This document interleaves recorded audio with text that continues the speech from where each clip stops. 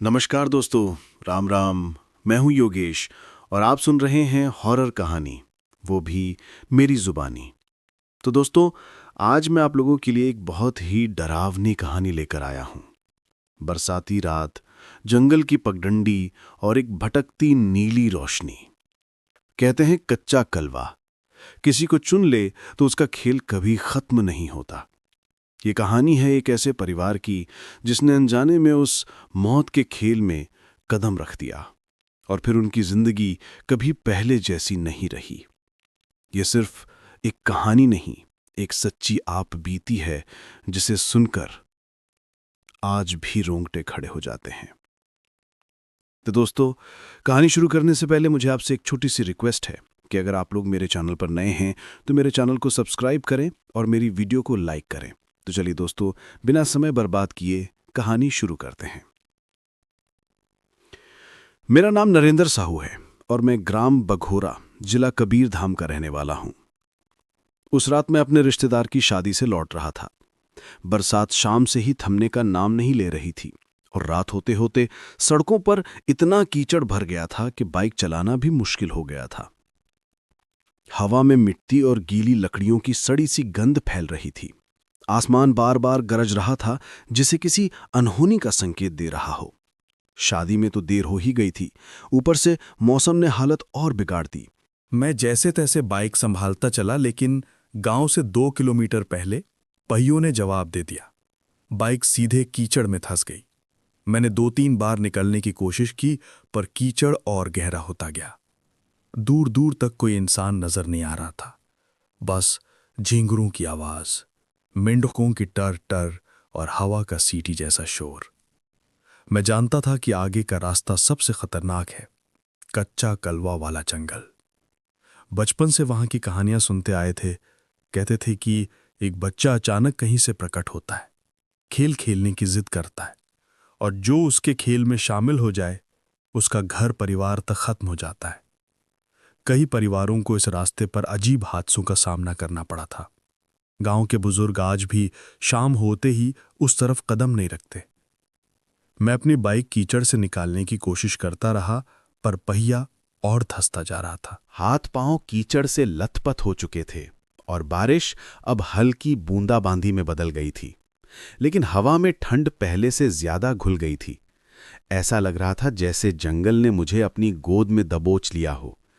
मैंने सोचा कि बाइक छोड़कर पैदल निकल जाऊं, लेकिन तभी दूर पेड़ों के बीच कहीं एक अजीब सी नीली रोशनी तैरती दिखाई दी।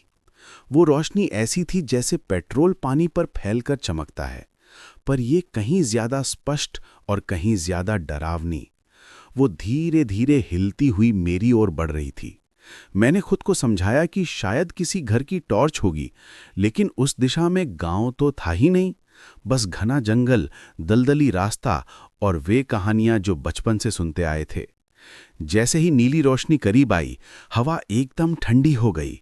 मेरे हाथ कांपने लगे, हथेलियों में पसीना आ गया। जबकि तापमान ऐसा था कि सांस बाहर निकलते ही धुआं नजर आ रहा था। और तभी बिल्कुल मेरे कान के पास किसी बच्चे की हंसी गूंजी। वही आवाज, वही कपकपाती हंसी, जैसे किसी ने मेरे कान में फूंक मारकर खिलखिलाते हुए कहा हो। मेरी रीढ़ में सनसनी दौड़ गई। उस हंसी के बाद एक धीमी खींची हुई आवाज आई, चल खेलते हैं। मैं पलक भी झपक नहीं पाया था कि नीली रोशनी अचानक बुझ सी गई। लेकिन उसके बुझने के उसी क्षण मेरे सामने कोई खड़ा था। मेरे ठीक आगे रास्ते के बीच वो छोटा लड़का। उसका पूरा शरीर कीचड़ से सना हुआ था, बाल भी ऐसे जैसे किसी ने पकड़ खींचकर घसीटा हो। उसके कपड़े फटे हुए, भीगे हुए और काले पड़ चुके थे, लेकिन सबसे ज्यादा डराने वाली बात थी उसकी आंखें। नीली रोशनी बुझने के बाद भी उसकी आंखें उसी नीले रंग में चमक रही थी। जो वो मुझे बिना पलक झपकाए घूरता रहा। मेरे पैर जमीन से चिपक गए, सांस अटक गई। लड़के ने अपना सिर धीरे से एक ओर तिरछा किया, जैसे किसी चीज पर हैरानी हो।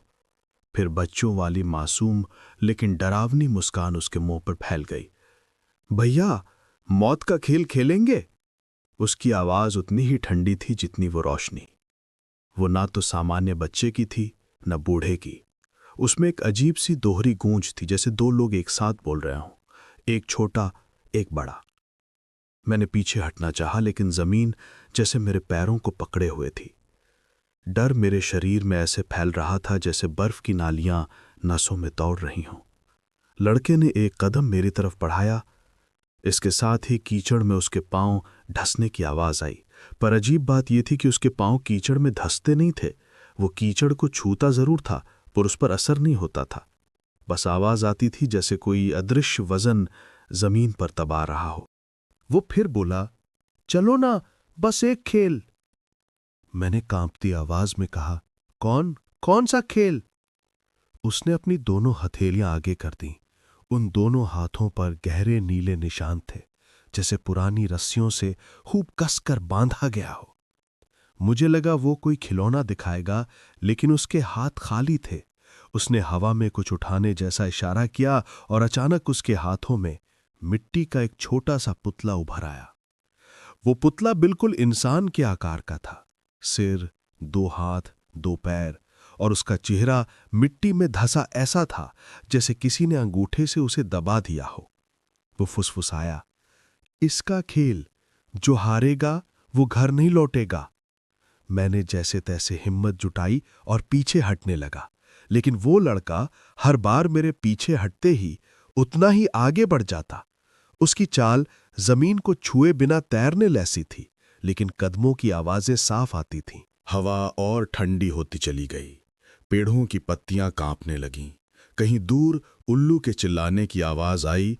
पूरे जंगल में एक अजीब सी निराशा उतर आई थी, जैसे हर पेड़, हर टहनी मुझे छोड़ देने के लिए कह रही हो। लड़का बिल्कुल पास आ चुका था, इतना नजदीक कि उसकी ठंडी सांस मेरे चेहरे को छू रही थी। उसकी नीली आंखें चमक रही थीं और उनमें कहीं कोई इंसानी भाव नहीं था। मैंने हिम्मत का एक गण जुटाते हुए अचानक पलटकर दौड़ लगा दी। मेरे पैरों में न जाने कहां से ताकत आ गई। कीचड़ में फिसलता, गिरता, फिर उठता, लेकिन दौड़ना बंद नहीं किया। पीछे से फिर वही हंसी गूंजी, भागो, खेल शुरू हो गया है भैया। उसकी आवाज अब हवा में तैर रही थी, चारों ओर से आती हुई। मुझे समझ नहीं आ रहा था कि वो कहाँ है, मेरे सामने, पीछे या ऊपर। जंगल की हर दिशा से उसकी हंसी, उसकी फुसफुसाहट, उसके कदमों की आवाजें आ रही थीं। और तब मुझे एहसास हुआ कि वो अकेला लड़का नहीं था, उसके साथ और भी कुछ था। कुछ जो मुझे देख रहा था, कुछ जो उस नीली रोशनी में छिपकर घूम रहा था। मैं बस दौड़ रहा था, क्योंकि रुकने का मतलब था मौत के खेल में शामिल होना। मैं जंगल के उस हिस्से में जितनी तेजी से दौड़ सकता था दौड़ रहा था। बारिश अब हल्की धुंध में बदल चुकी थी, लेकिन पेड़ों से टपकती बूंदें कोई भी आवाज दबा देती थीं। हर कदम पर लगता कि वो बच्चा पीछे ही है, मेरी गर्दन पकड़ने वाला है। मैं बस अपने पैरों को जितना हो सके आगे बढ़ा रहा था। तभी अचानक, बिना किसी चेतावनी के, किसी ने मुझे जोर से पीछे से धक्का दिया। मैं एक बड़ा गड्ढा न देख पाने के कारण सीधे उसमें जा गिरा। कीचड़ पूरे चेहरे पर फैल गया और मेरे हाथ पैर धंस गए। मैं संभल भी नहीं पाया था कि वही ठंडी खींची हुई हंसी फिर मेरे कानों में उतर गई। हंसी इतनी करीब थी जैसे वो मेरे पीछे खड़ा हो। मैंने झटके से सिर उठाया। वो बच्चा वहीं खड़ा था, मेरे बिल्कुल सामने। बारिश की हल्की रोशनी में उसका चेहरा पहले से भी ज्यादा डरावना लग रहा था। इस बार उसके कंधे पर मिट्टी का वो छोटा पुतला नहीं था, बल्कि उसके हाथ में वो पुतला 2 हिस्सों में बटा हुआ था, जैसे किसी ने बीच से तोड़ दिया हो। वो मुस्कुराया, एक गया। उसकी आवाज मेरे शरीर की नसों तक ठंडी बर्फ बनकर उतर गई। मैं लड़खड़ाते हुए उठने की कोशिश करने लगा। कीचड़ ने मेरे पैरों को कसकर पकड़ा हुआ था। मेरा शरीर डर से शून्य हो चुका था। मैं हकलाते हुए बोला, "क- क- कौन गया?" वो बच्चा धीरे धीरे आगे बढ़ा।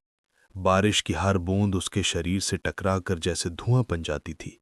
उसकी चमकती आंखें अंधेरे को चीरकर मेरे भीतर उतरती जा रही थीं। फिर उसने टूटे हुए मिट्टी के पुतले का एक हिस्सा मेरे सामने गिराया। कीचड़ में गिरते ही वो पुतला अपने आप टूटने लगा, जैसे किसी हाथ नीचे से उसे खींच लिया हो।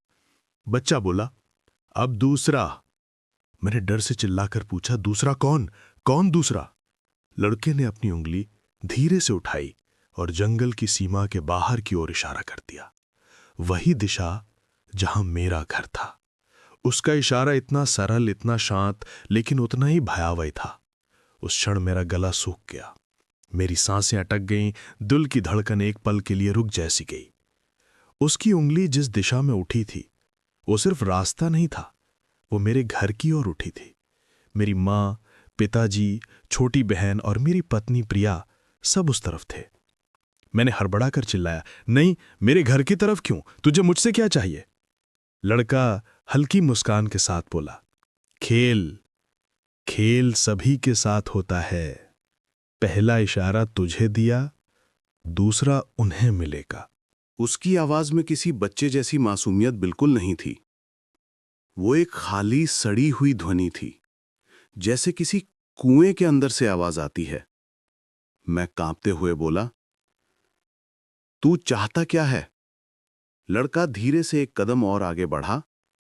अब वो इतना पास था कि उसकी सांस की ठंड सीधे मेरे चेहरे पर महसूस हो रही थी। उसने फुसफुसाकर कहा, जिस घर ने मुझे रोका, उस घर को खेल में उतरना ही पड़ेगा। मेरी आंखों में जैसे अंधेरा छा गया। मैं अपने पैर कीचड़ से निकालने लगा, लेकिन उस कीचड़ में अब कोई अजीब सी हरकत होने लगी थी, जैसे मेरे पैर पकड़कर कोई नीचे खींच रहा हो। मैंने पूरी ताकत से झटका मारा और बाहर निकलने की कोशिश की। उसी समय मैंने देखा, लड़का धीरे से मुंह खोल रहा था और उसके होठों से आवाज नहीं, बल्कि जैसे किसी के रोने की आवाज निकल रही थी। वो बोला, पहले वाले ने भागने की कोशिश की थी, तू भी वही करेगा। मेरी सांसें टूटने लगी। कौन पहला? किसकी बात कर रहा है? कौन गया? किसको ले गया? कुछ समझ नहीं आ रहा था। मैंने हिम्मत जुटाकर उसे छोड़कर भागने का फैसला किया। मेरे पैर अभी भी कांप रहे थे, पर मैं किसी तरह उठ खड़ा हुआ। लड़का शांत खड़ा रहा, न हिला न दौड़ा। सिर्फ एक बात बोला, भाग ले नरेंद्र भैया, लेकिन घर तक ये खेल पहुंचेगा, तैयार रहना। उसकी आंखों की नीली रोशनी अचानक और तेज हो गई।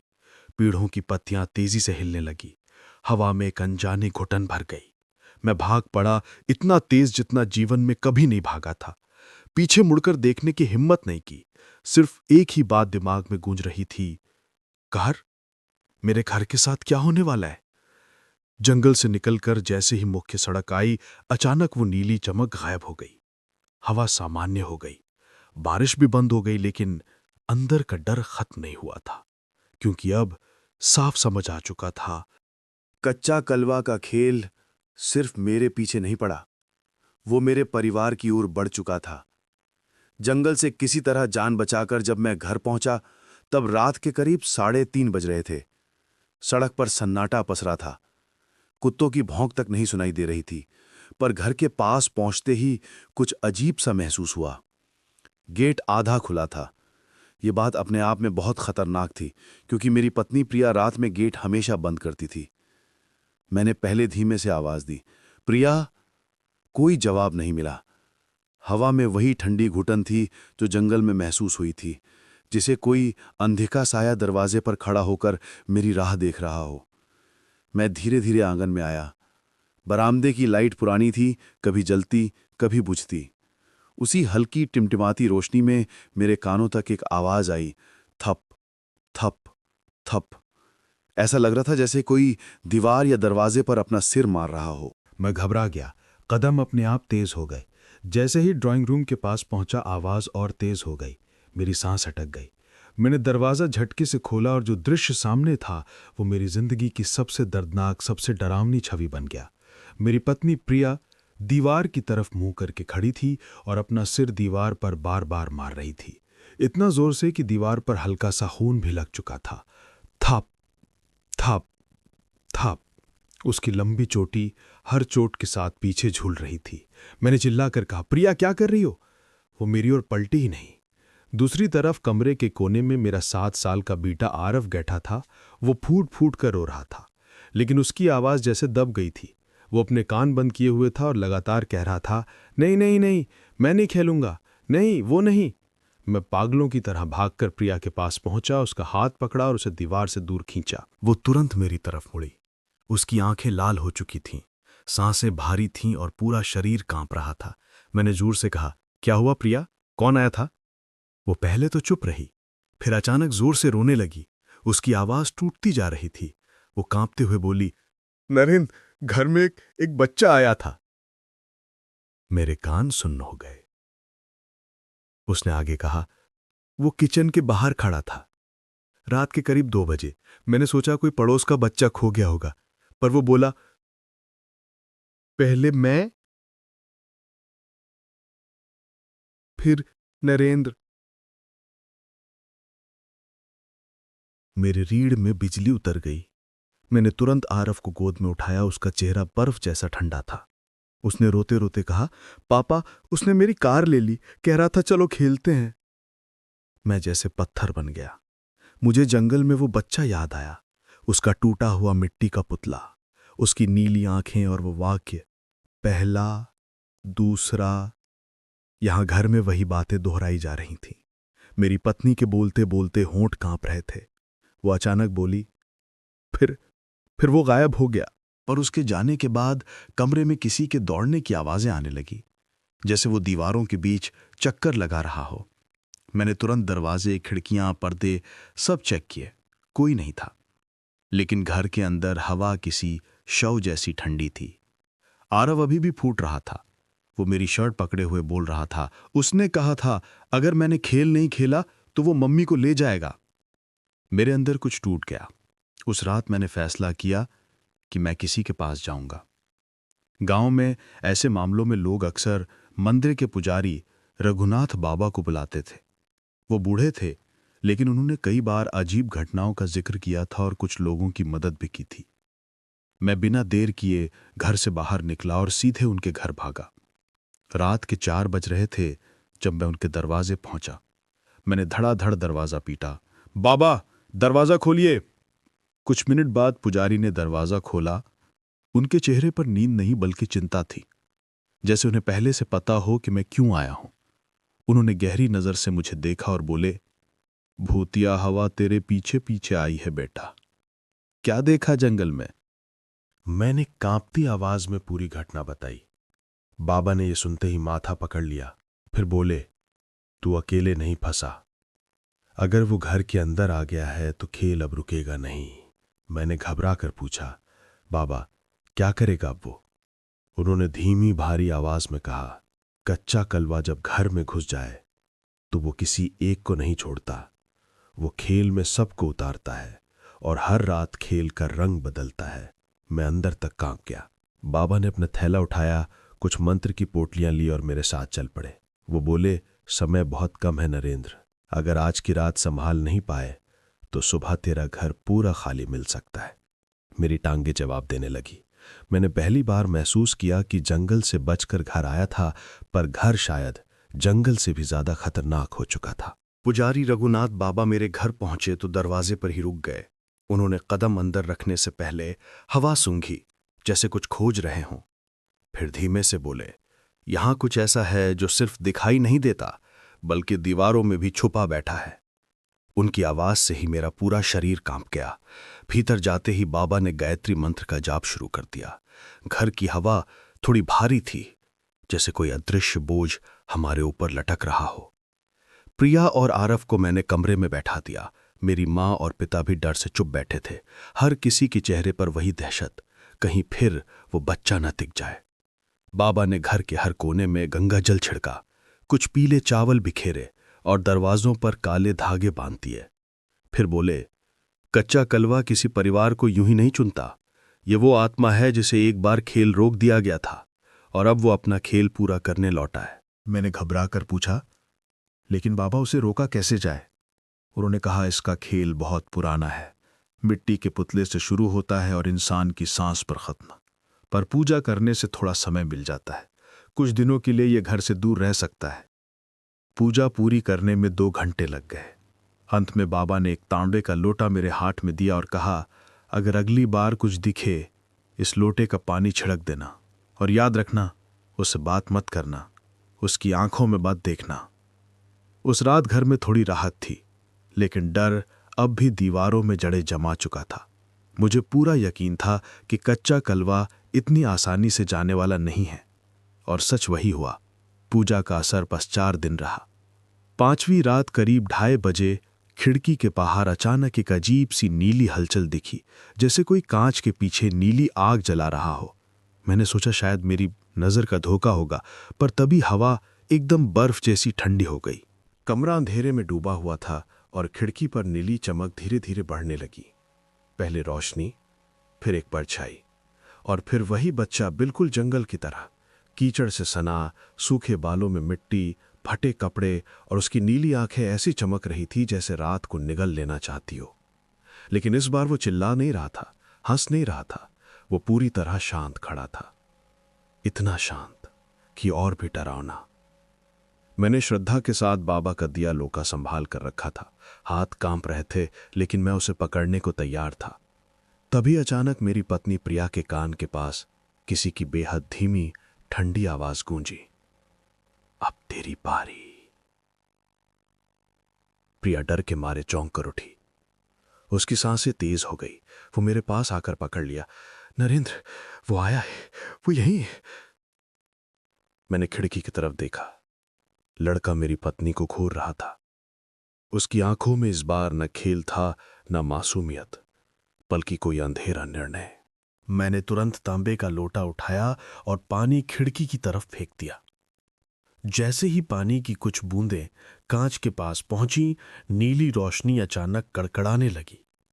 बस 2 सेकंड में वो परछाई पीछे हट गई, लेकिन कांच पर तब भी एक धुंधली आकृति बनी रही, बच्चे की हथेली की तरह, जैसे वो खिड़की से मुझे देख रहा हो। उसके बाद गहरी फुसफुसाहट सुनाई दी, भागो मत, खेल खत्म नहीं हुआ है। अगली सुबह बाबा को फिर बुलाया गया। इस बार वो पहले से ज्यादा परेशान दिखे। उन्होंने कहा, जिस रफ्तार से वो वापस लौटा है, इसका मतलब है वो तुम्हारे घर का नाम लिख चुका है। अब वो एक एक करके सबके पास आएगा। मेरी मां रोने लगी। पिता का चेहरा पीला पड़ गया। आरब मुझसे चिपक गया और बोला, पापा वो मुझे क्यों बुलाता है? मेरे पास कोई जवाब नहीं था। बाबा ने घर में एक बड़ा यज्ञ करवाने की कोशिश की, धूप मंत्र सब कुछ, पर रात होते ही हवा फिर भारी हो जाती, दीवारें चरमराने लगती, दालान में छोटे पांवों की दौड़ने की आवाज आने लगती। कभी बाथरूम में नल अपने आप खुल जाता, कभी किसी कमरे में खिलौना अपने आप गिर जाता, और कभी कभी आरव का मिट्टी का छोटा खिलौना सुबह टूटा हुआ मिलता, 2 हिस्सों में, वैसे ही जैसे जंगल में देखा था। मैं समझ चुका था ये खेल रुका नहीं है, ये धीरे धीरे हर किसी को अपनी ओर खींच रहा है, और अगली रात जिसे वो बुलाएगा वो शायद वापस ना आ पाए। गांव छोड़ने का फैसला आसान नहीं था, लेकिन उस रातों रात हुए आतंक ने हमें कहीं का नहीं छोड़ा था। रायपुर पहुंचकर हमने एक छोटे से किराए के मकान में अपने लिए नई शुरुआत की उम्मीद बोई थी। मैं सोच रहा था कि शायद शहर का शोर, चहल पहल और लोगों की भीड़ उस अंधेरे खेल की यादों को दबा देगी, लेकिन डर की अपनी ही जड़ें होती हैं, कहीं भी बोदो उगी जाती हैं। शुरुआत के कुछ हफ्ते ठीक ठाक गुजरे। मैं नौकरी पर जाता, पत्नी घर संभालती और बेटा स्कूल जाने लगा। पर 3 हफ्ते बाद ही एक दिन शाम को घर लौटा तो दरवाजा आधा खुला था। पत्नी ने बताया कि वो भूल गई होगी, पर उसके चेहरे की घबराहट बता रही थी कि बात कुछ और थी। पूछने पर वो बस इतना ही बोली, दिन में खिड़की अपने आप खुल गई थी, जैसे किसी ने बाहर से धक्का दिया हो। मैंने उसे डराया हुआ समझकर बात टाल दी, पर रात को जैसे ही सोने के लिए लाइट बंद की, बेटा अचानक सीधा उठकर बैठ गया। उसकी आंखें डरी हुई थी। वो धीरे से बोला, पापा कोई खिड़की से झांक रहा था, नीली रोशनी वाली आंखें। मेरी सांस अटक गई, लेकिन मैंने उसे सीने से लगाकर सुलाया। खुद को समझाता रहा कि शायद वो सपना देख रहा होगा, लेकिन अगले ही दिन असली डर सामने आ गया। सुबह जब मैं घर से निकल रहा था, तब खिड़की के शीशे पर छोटे छोटे उंगलियों के 5 बिल्कुल साफ निशान थे, ऐसे जैसे कोई बच्चा रात भर कांच पर हाथ फेरता रहा हो। पत्नी ने देखते ही कांपना शुरू कर दिया।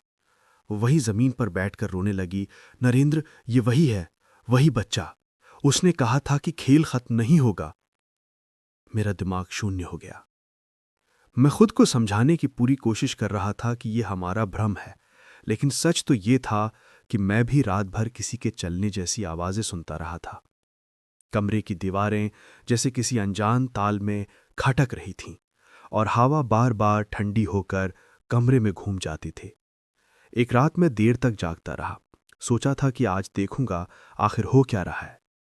करीब 2 बजे कमरे में अजीब सी सीलन की महक फैलने लगी। बाहर स्ट्रीट लाइट की हल्की रोशनी खिड़की को छू रही थी और तभी खिड़की के आर पार एक नीला सा धुंधला सा साया तैरता दिखा।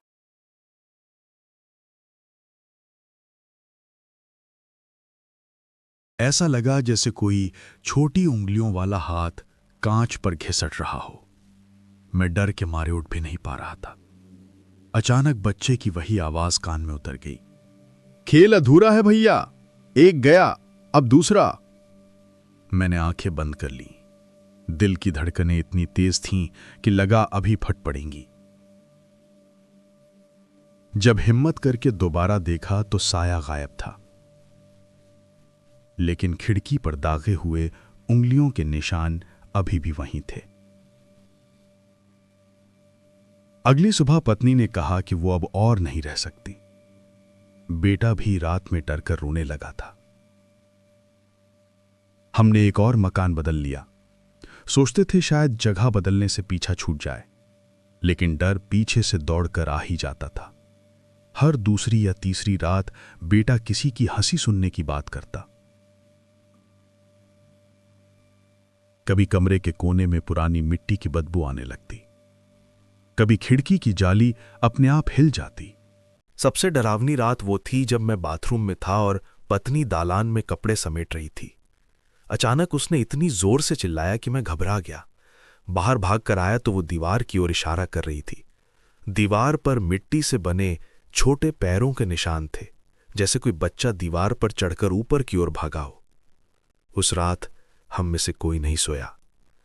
घर में अजीब गंध, गहरी ठंड और कोनों से आती फुसफुसाहटें मानो कह रही थीं कि हम कितनी भी दूर भाग जाएं, खेल तो वहीं रहेगा जहां वो चाहकर शुरू होता है। आज भी जब रात गहरी होती है और हवाएं धीमे धीमे खिड़की को हिलाती हैं तो मुझे लगता है कि कोई नन्हा चेहरा झाड़ के पीछे से झांक रहा है। कभी कभी खिड़की की जाली पर उंगलियों के ताजा निशान मिल जाते हैं। बेटा सोते सोते हंसने लगता है, ठीक वही हंसी जो मैंने जंगल में सुनी थी। पत्नी अब नीली रोशनी का नाम लेते ही जहर जाती है और मैं हर रात उस एक वाक्य की गूंज सुनता हूं, एक गया अब दूसरा। शायद सच यही है कि हम जहां भी जाएं वो बच्चा अपना खेल पूरा किए बिना जाने नहीं देगा, और शायद वो आज भी हमारे घर के बाहर खड़ा है।